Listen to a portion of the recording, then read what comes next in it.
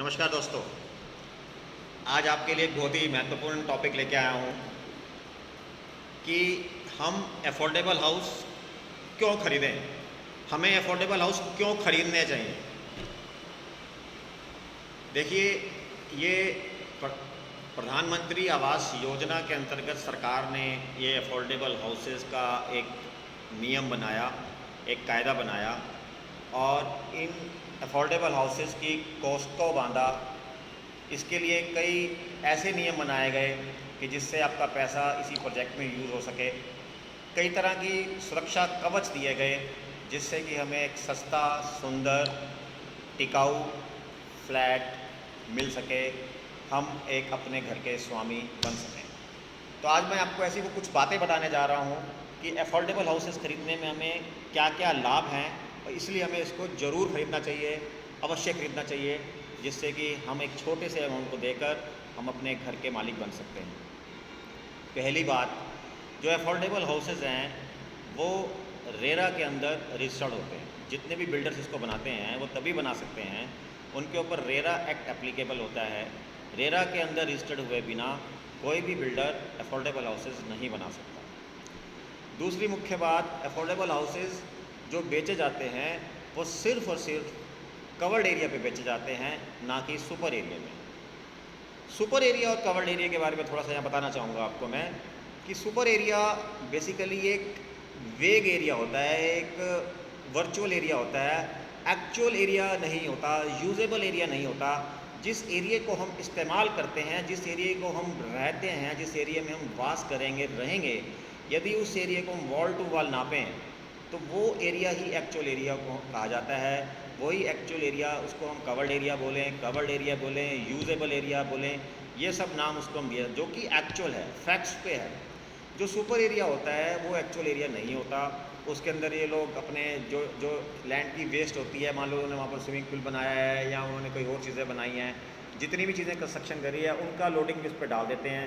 यदि super area में मान लो हम एक फ्लैट 800 साढ़े 800 फुट का बोलें तो वो कवर्ड एरिया में एक्चुअली में 508 या 510 फुट का होता है। तो यहाँ पर हम फैक्ट्स पे बात करते हैं अफोर्डेबल हाउसेज में, यानी कि ये 508 फुट का यदि हम फ्लैट बेच रहे हैं या 510 फुट का फ्लैट बेच रहे हैं या 550 फुट का बेच रहे हैं, तो एक्चुअली में यदि वॉल टू वॉल आप नापेंगे, पूरा actual covered area length into breadth नापेंगे और कमरे को टोटल करेंगे, तो वो जो एरिया हम आपको कवर्ड एरिया में बता रहे हैं, यूजेबल एरिया बता रहे हैं, उतना ही टोटल पाएगा। तो इसमें जो हम एक झूठ में चले जाते हैं या नकली चीज़ें जीते हैं या जो हम फैक्ट्स पे नहीं ले पाते हैं, वो यहाँ से सारी गायब हैं। अफोर्डेबल हाउसेज में हम जब भी बात करेंगे आपसे एक्चुअल यूजेबल एरिया में करेंगे। तीसरी मुख्य बात, यहाँ पर सरकार ने रेट ही फिक्स कर दिए हैं। यदि हम गुड़गावा की बात करें तो गुड़गावा में 4000 रुपये पर स्क्वायर फीट, 4000 रुपीज़ पर स्क्वायर फीट कवर्ड एरिया का फाइनलाइज है गवर्नमेंट ऑफ हरियाणा के द्वारा, और बालकोनी का रेट 500 रुपीज़ पर स्क्वायर फीट, 500 रुपये पर स्क्वायर फीट फाइनल है। इससे 1 रुपया भी कम नहीं, इससे 1 रुपया भी ज़्यादा नहीं, बिल्डर ले ही नहीं सकता। तो रेट्स के बारे में भी आपको कोई चिंता करने की आवश्यकता नहीं है, रेट्स भी सरकार द्वारा निर्धारित है। तीसरी मुख्य बात, आप इसमें जो भी पैसा देंगे वो सारा का सारा एक एस्क्रो अकाउंट में जाएगा। वो पैसा बिल्डर इधर उधर इस्तेमाल नहीं कर सकता।